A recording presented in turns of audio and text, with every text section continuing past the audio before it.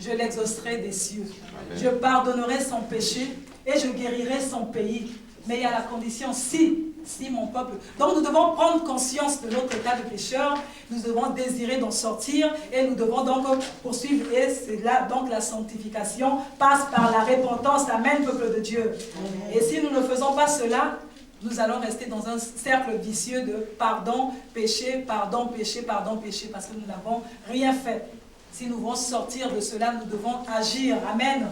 Nous devons prendre des décisions dès aujourd'hui, reconnaître notre état de pécheur et vouloir en sortir, demandant l'aide du Saint-Esprit pour en sortir. Nous devons déjà reconnaître notre état, reconnaître ce qui me fait tomber. Qu'est-ce qui m'empêche de voir la gloire de Dieu? Qu'est-ce qui m'empêche de vivre réellement la sanctification? Parce que parfois nous accusons Dieu, au lieu d'accuser Dieu, au lieu que quand un homme ou une femme de Dieu se lève pour prêcher, tu dis c'est pour mon frère qui est à gauche, c'est pour ma soeur qui est à droite.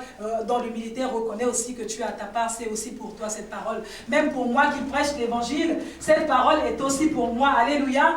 Et nous devons tous faire cela. Nous devons reconnaître notre état et vouloir en sortir et pratiquer et obéir à cette recommandation parce que la sanctification, c'est vraiment un concept divin.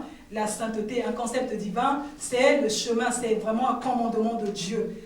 Donc, nous avons déjà compris aujourd'hui, mes bien-aimés, quelle est vraiment l'importance de la sanctification dans la vie chrétienne. Elle est très importante, elle est nécessaire, elle est obligatoire. C'est la sanctification qui nous permet d'être agréable à Dieu, de plaire à Dieu et de vivre de grandes choses et d'hériter le royaume de Dieu. Amen. Amen. Amen. Que Dieu soit loué, bien-aimé. Amen.